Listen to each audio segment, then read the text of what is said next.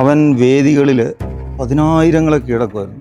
ഇപ്പോൾ സ്റ്റീഫൻ്റെ കൂടെ വേദി പങ്കിടുക, സ്റ്റീഫൻ കമ്പോസ് ചെയ്ത ദേശി ബിന്ദാസ്, ഞങ്ങളുടെ എല്ലാ മെഗാ ഷോയിലും ഞങ്ങളുടെ ആദ്യത്തെ പെർഫോമൻസ് അതാണ്. 12 കുഞ്ഞുങ്ങൾ ഒന്നിച്ച് നിന്ന് എല്ലാ മെഗാ ഷോയിലും ഏലിയാസ് ലീഡ് ചെയ്ത് ചെയ്യുന്ന പ്രോഗ്രാമാണ്. അപ്പോൾ ഇനിയിപ്പോൾ ഞങ്ങളുടെ മെഗാ ഷോ ഒന്നും ഇല്ലല്ലോ എന്ന് ഓർക്കുമ്പോൾ അവനില്ലാത്തൊരു മെഗാ ഷോയെക്കുറിച്ച് ഞങ്ങൾക്ക് ചിന്തിക്കാൻ പോലും പറ്റും. ഇപ്പോൾ ഈ വേദികളിൽ പതിനായിരങ്ങളെ കീഴടക്കുന്ന ഏലിയാസിന് അവനെ കീഴടക്കാൻ പറ്റിയില്ല.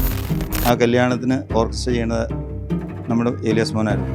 പക്ഷെ ആ ശൂന്യത അവിടെ നിന്ന് ബാക്കിയുള്ള പിള്ളേർ വായിക്കണ കണ്ടപ്പോൾ അപ്പോൾ ഡോക്ടർ സനിൽ അത് മേടിച്ച് തന്നിട്ട് ഒരാഴ്ച കൊണ്ട് കൊച്ച് യൂട്യൂബിൽ സ്റ്റീഫൻ കമ്പോസ് ചെയ്ത ദേശി ബിന്ദാസ് എന്ന മ്യൂസിക് പീസ് അവൻ യൂട്യൂബിൽ കണ്ടുപിടിച്ചു. ദേശി ബിന്ദാസ് ഏതാണ്ട് 7.5 മിനിറ്റ് ഉണ്ട് അപ്പോൾ മ്യൂസിക് പീസ്. ഒരു തെറ്റും കൂടാതെ സ്റ്റീഫന് മുമ്പിൽ അങ്ങ് വായിച്ചു കാണിച്ചു.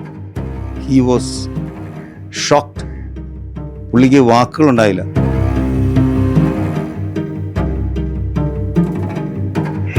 നമസ്കാരം.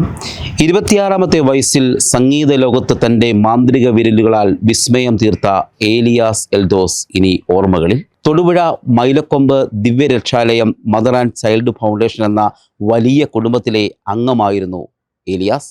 അവൻ സംഗീതത്തിൻ്റെ ഓരോ പടികളും കയറി വരുന്നതിനിടയിലാണ് ആകസ്മികമായ വേർപാട് ഒരു നാടിനെ ആകെ നൊമ്പരത്തിലാക്കിയിരിക്കുകയാണ്.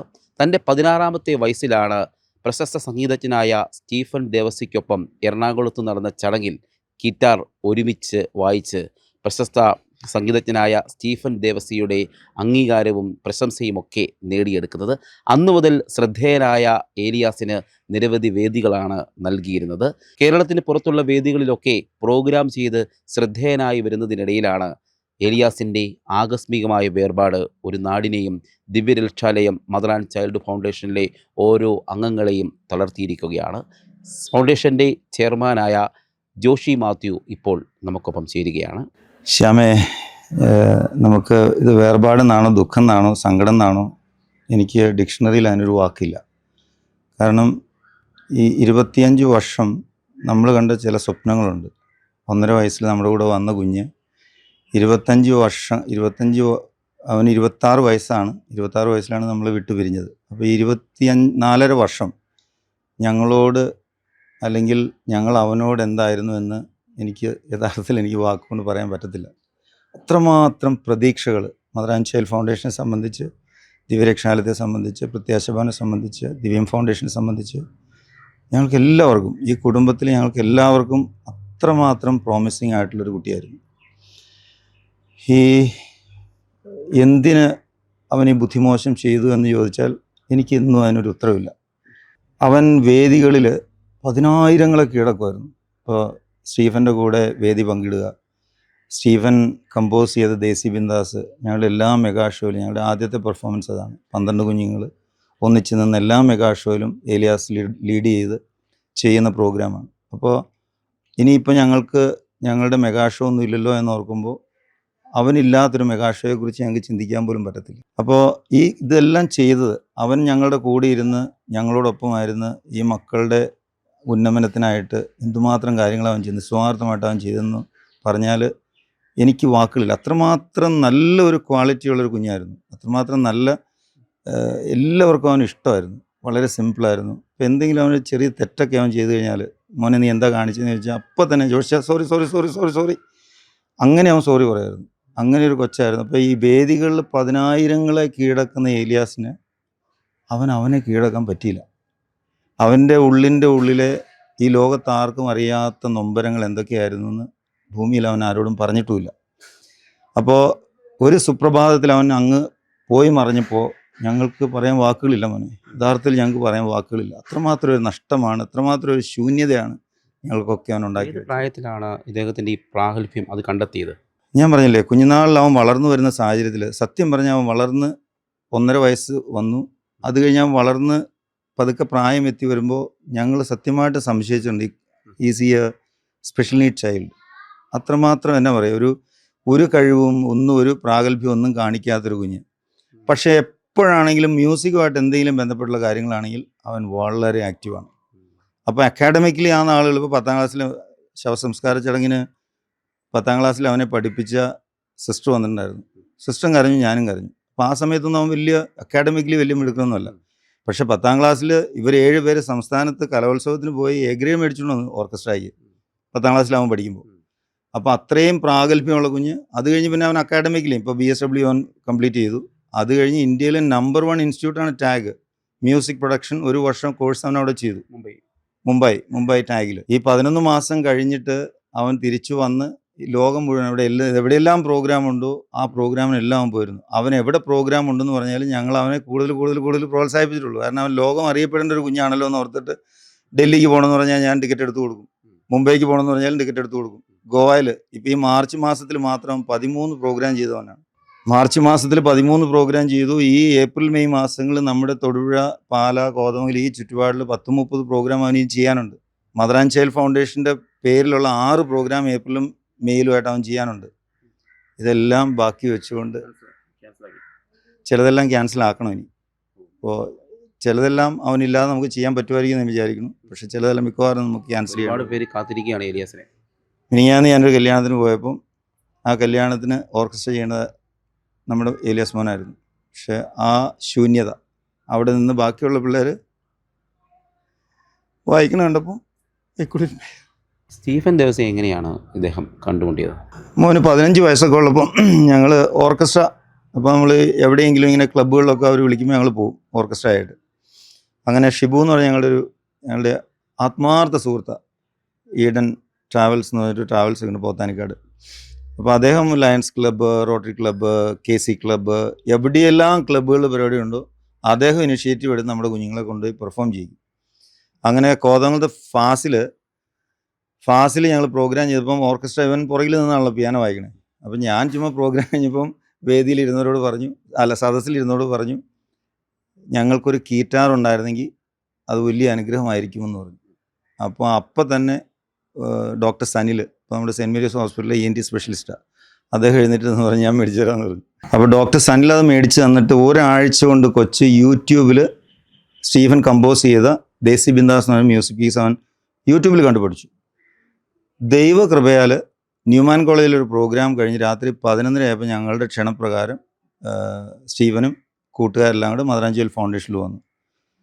തൊട്ടടുത്തടുത്തിരുന്ന് സ്റ്റീഫൻ മുമ്പിൽ കസേരയിലിരിക്കണു, ഏലിയാസ് ദേശി ബിന്ദാസ് ഏതാണ്ട് 7.5 മിനിറ്റ് ഉണ്ട് മ്യൂസിക് പീസ്. ഒരു തെറ്റും കൂടാതെ സ്റ്റീഫൻ്റെ മുമ്പിൽ അങ്ങ് വായിച്ച് കാണിച്ചു. He was shocked. പുള്ളിക്ക് വാക്കുകളുണ്ടായില്ല.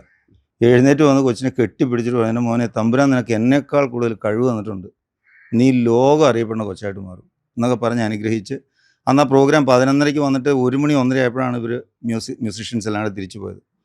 പിന്നെ സംഭവിച്ചതെന്നു വെച്ചാൽ ഞങ്ങളിങ്ങനെ കുഞ്ഞുങ്ങളെ മ്യൂസിക്കലി ടാലൻ്റ് ആയിട്ടുള്ള എല്ലാ കുഞ്ഞുങ്ങളെയും എവിടെയെല്ലാം പ്രോഗ്രാം ഉണ്ട് അതിനെല്ലാം കൊണ്ടുപോകും.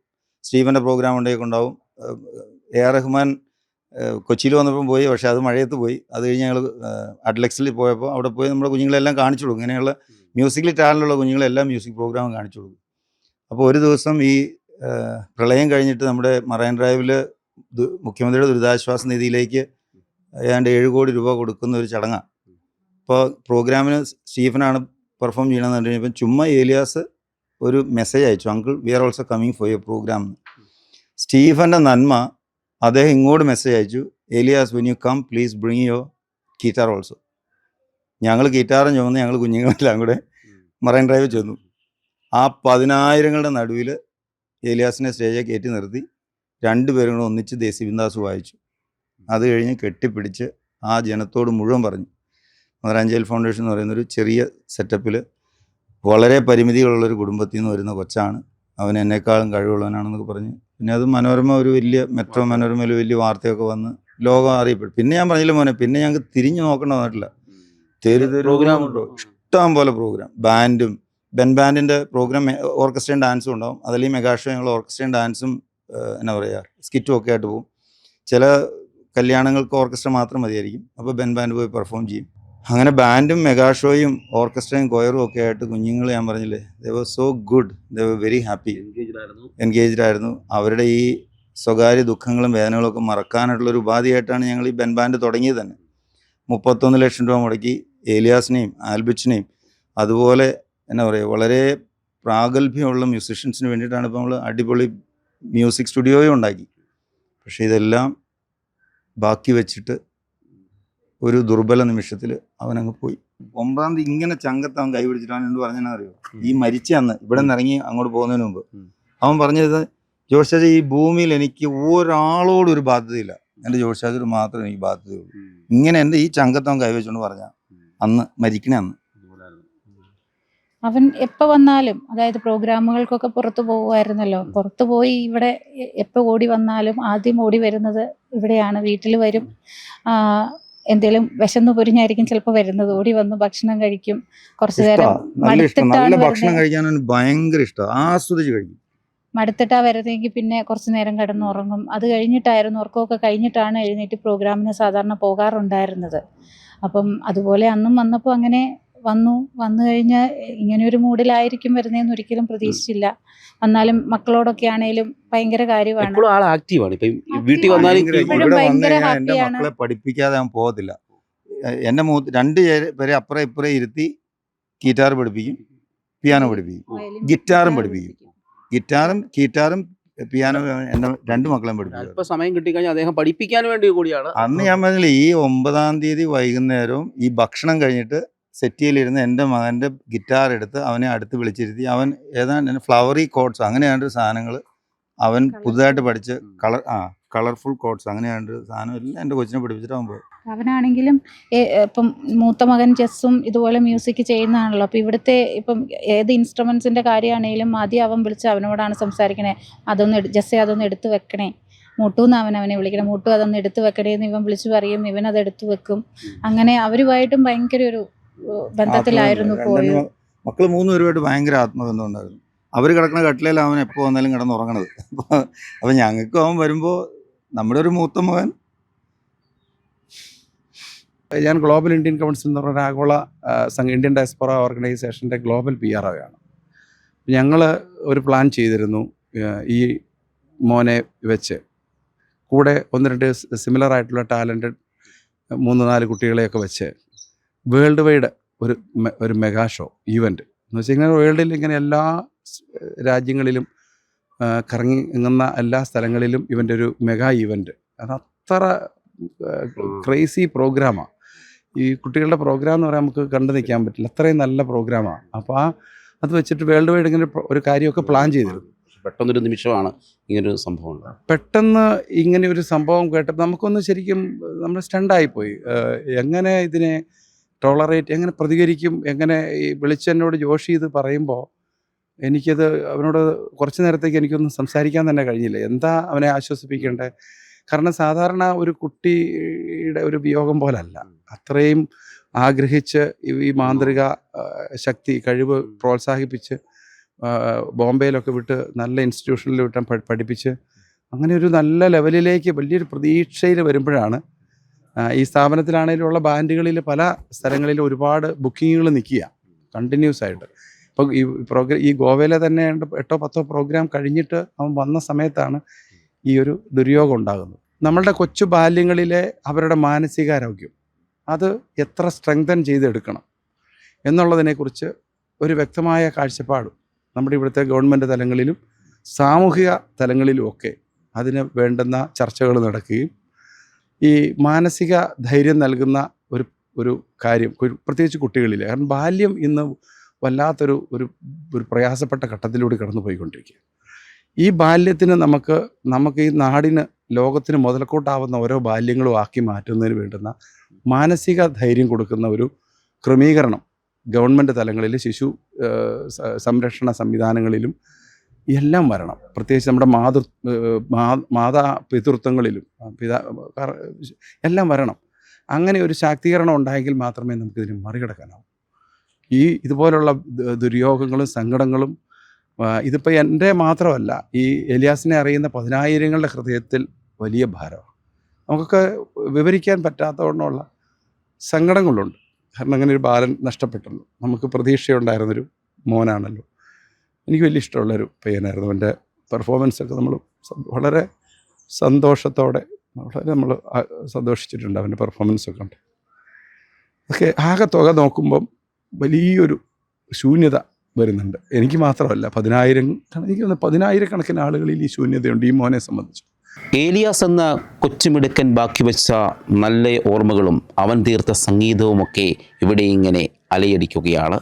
ഇനിയും ഒരുപാട് വേദികൾ അവൻ വരുന്നത് കാത്തു നിൽക്കുന്നു. എന്നാൽ അവൻ ഇനി മടങ്ങിയെത്തില്ല എന്ന തിരിച്ചറിവിലേക്ക് കടക്കാൻ ഇവിടെ ആർക്കും കഴിയുന്നില്ല. അത്രമേൽ നൊമ്പരത്തിലാക്കിയാണ് ഏലിയാസ് നമ്മോട് വിട പറഞ്ഞത്.